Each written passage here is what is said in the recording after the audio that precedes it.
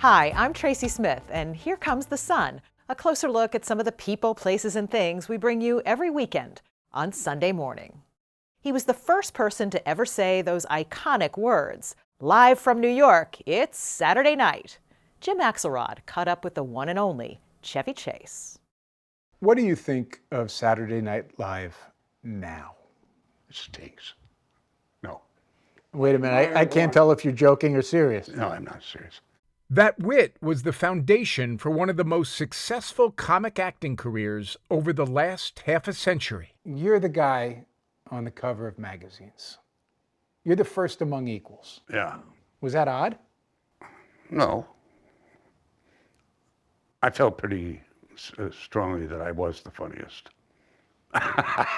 He could afford to laugh it off when he left during SNL's second season.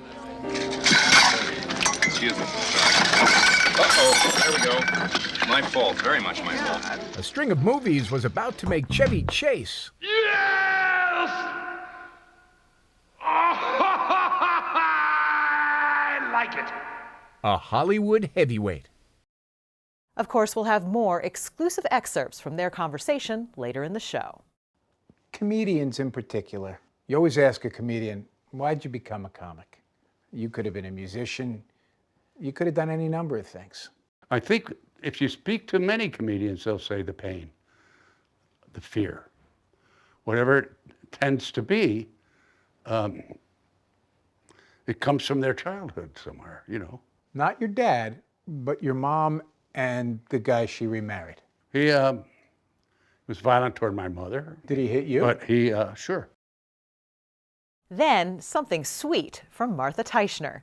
She visits New York City's oldest retail candy shop, home of the Wackelgeister gummies, curly-whirly chocolate bars, and nostalgia galore.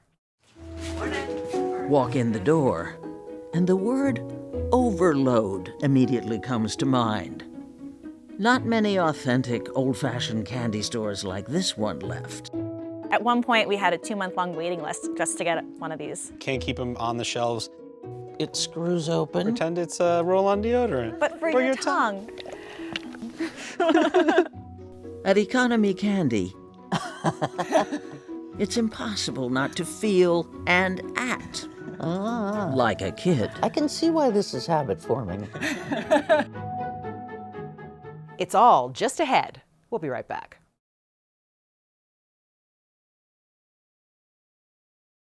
Chevy Chase was one of Saturday Night Live's first breakout stars. His charm and deadpan delivery turned him into a Hollywood heavyweight. But Chevy Chase is no stranger to conflict in both his personal and professional life. Here he is in conversation with our Jim Axelrod. I mean, he's been club champion for 3 years running, and I'm no slouch myself. Don't sell yourself short, Judge.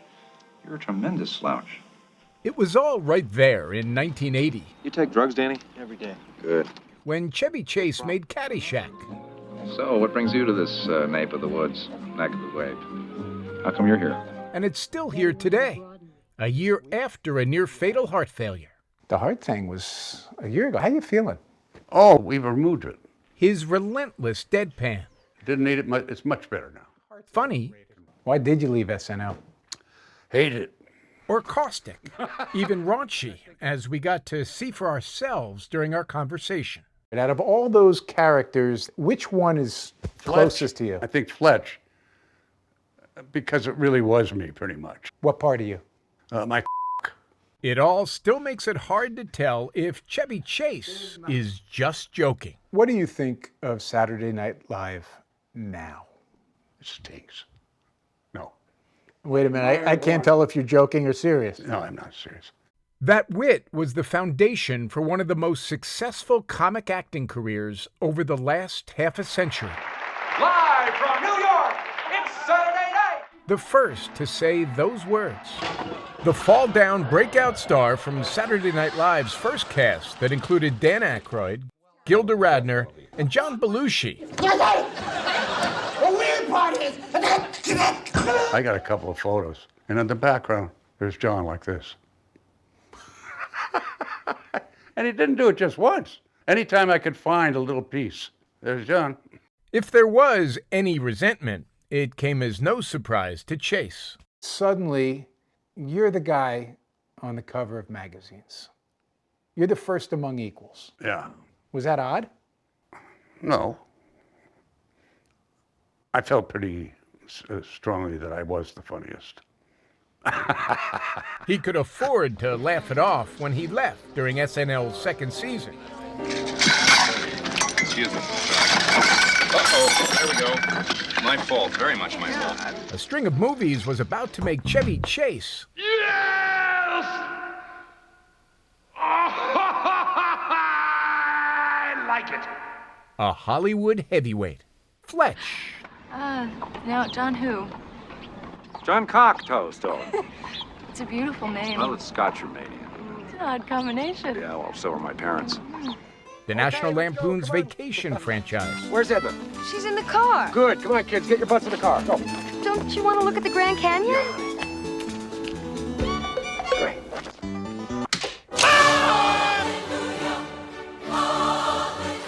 And the Three Amigos. I'm Lucky Day. I'm Ned Niederlander. I'm Dusty Bottoms. And together we're the Three Amigos. Among others, did more than $1 billion at the box office during the 1980s. Oh, those wonderful movies. Good God. That was my mark of success, getting into the movies and making them funny. I could really write my own stuff in movies and tell people where to go and whatnot. Does this proposition entail my dressing up as Little Bo Peep?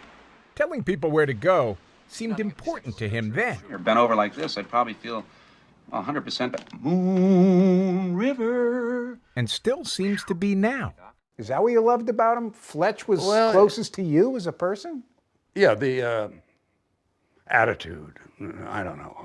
Smug? I'm getting too old to answer these things well. Smug? Yes, you. Oh, I'm sorry. Cornelius Crane Chase was born into an old-line New York City family that dates back to before the American Revolution. His parents divorced when he was young. You always ask a comedian, why'd you become a comic? Did a part of it come from the pain? Yeah. I think if you speak to many comedians, they'll say the pain, the fear. It comes from their childhood somewhere, you know. He loved to hang out with his father, a book editor who counted Truman Capote and Norman Mailer as friends. While talking to Norman and Truman, he catches me in his eye. While they're talking to him, he suddenly does this. Come on. That's just outrageous and funny. But you were absorbing that, just seeing him do that. Oh, my God, was I. But he lived with his mother, who'd remarried an abusive man, a psychotherapist. That's when pain and fear presented themselves. He was violent toward my mother. Did he hit you? Yeah, he hit. I was afraid all the time growing up. And I still have a lot of that fear in me. So in a sense, it did shape my path, yeah. I mean, it sort of made me want to take those people out. And bullies, I hated bullies. Which might come as a surprise to many who've felt his sting as they've crossed paths with Chase over the years. Every man should be punched in the face. It's a rite of passage. His clashes with the creator and cast of Community, his last big role, Is that a cookie? which led to his departure from the show after several seasons in 2012, were just the latest headlines dealing with Chase's conflicts and behavior going all the way back to SNL. When you read that stuff, when people say, Chevy's been a jerk, are those unfounded cheap shots? I guess you'd have to ask them.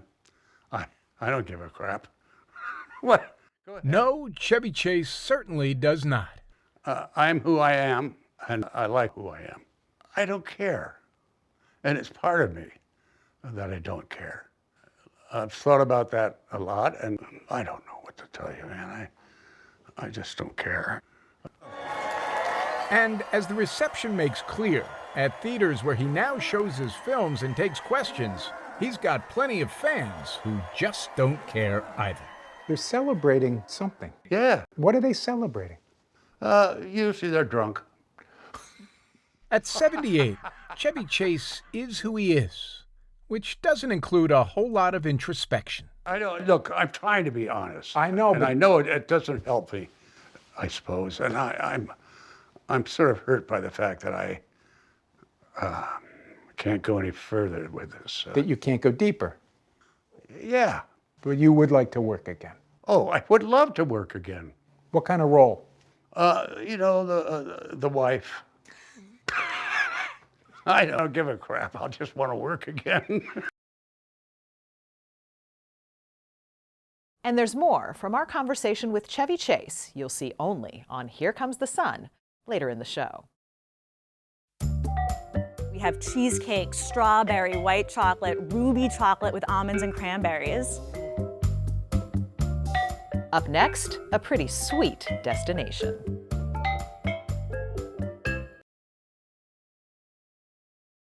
On the historic Lower East Side of Manhattan sits a 1,000-square-foot store packed floor to ceiling and wall to wall with treats from around the world.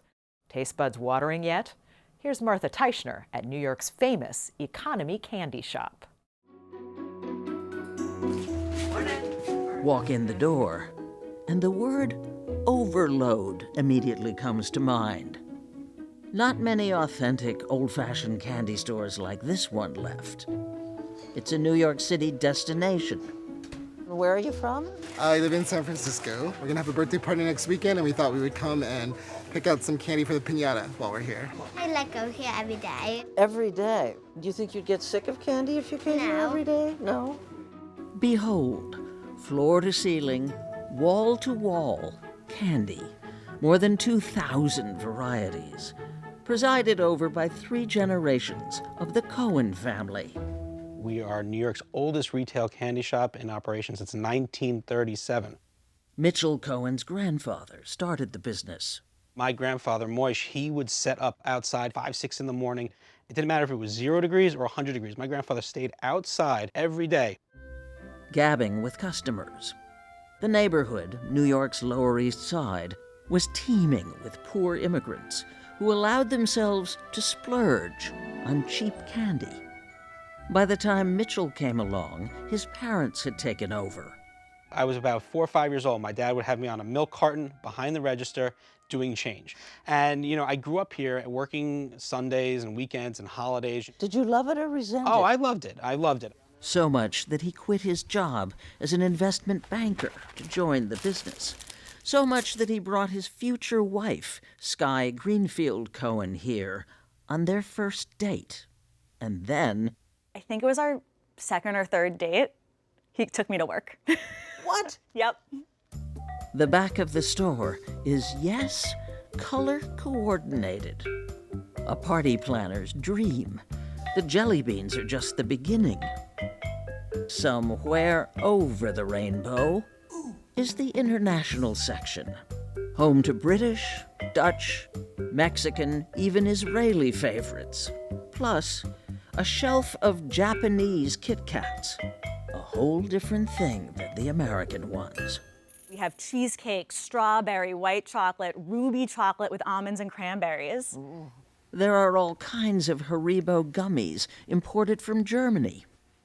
Wackelgeister. That's a great name. Wackelgeister. Lots of funny names. From Curly Whirly to the Squirrely Curlies to Flumps. They're like extra sweet marshmallows. All the stuff you thought wasn't made anymore, chances are economy candy has it. Penny candy isn't a penny anymore, but it's still a bargain.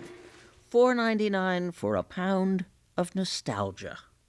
All the candy that my parents ate, even candy from when I was a kid I can find here that I can't find other places. When I was a kid, I went to high school not too far here. Is it something special to you? Yeah, you walk in here, it's like the place that time forgot. Not quite. Mitchell Cohen figures this little 1,000-square-foot candy shop sells 500,000 pounds of candy a year. I don't want to get this. During COVID, without the usual tourists, it's been able to survive because it does a brisk online business. At one point, we had a 2-month-long waiting list just to get one of these. Can't keep them on the shelves. And people are just as likely to come here for the latest big thing as they are for the last centuries. It screws open. Pretend it's a roll-on deodorant. But for your tongue. At Economy Candy, it's impossible not to feel and act Ah. Like a kid. I can see why this is habit forming.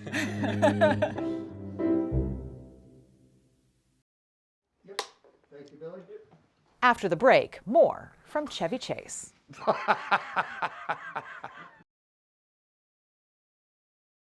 Welcome back. Comedians are complicated creatures, and Chevy Chase is no exception.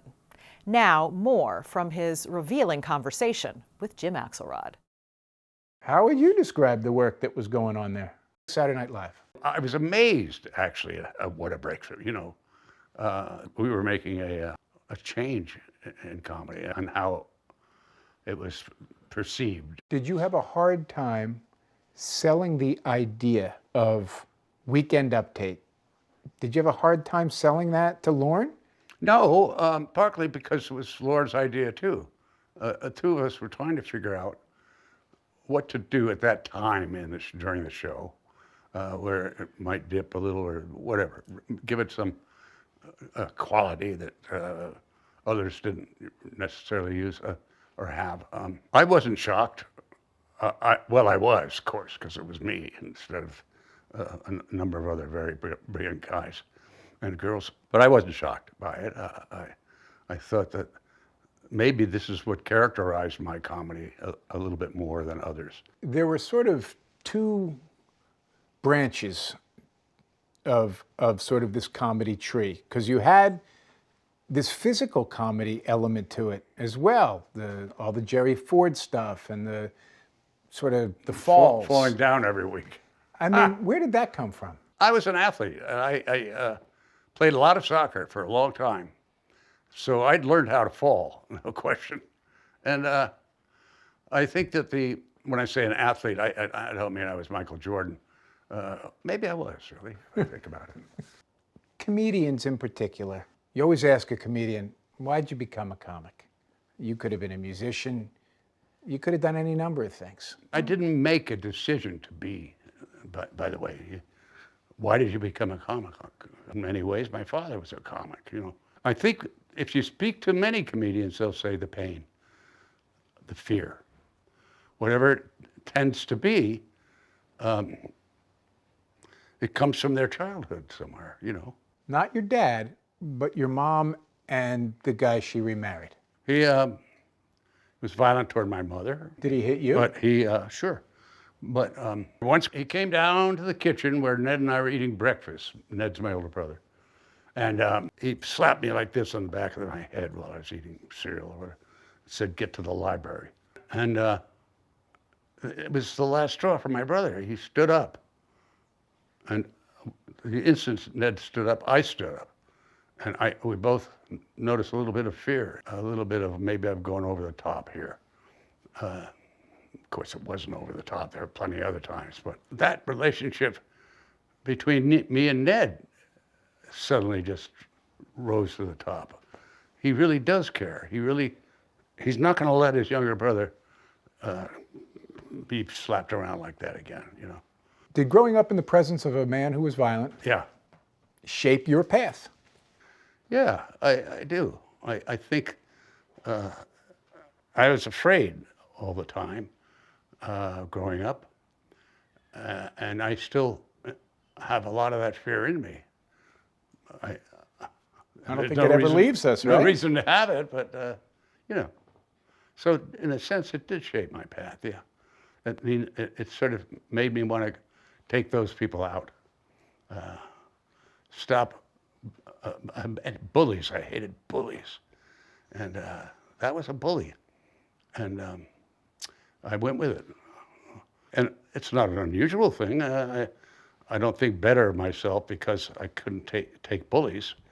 But I did feel better because I got tall and strong and could box. And, you know, I learned a lot from those situations. If somebody came to you and said, you know what, you didn't treat me very well, would you just say, you know what, I'm sorry?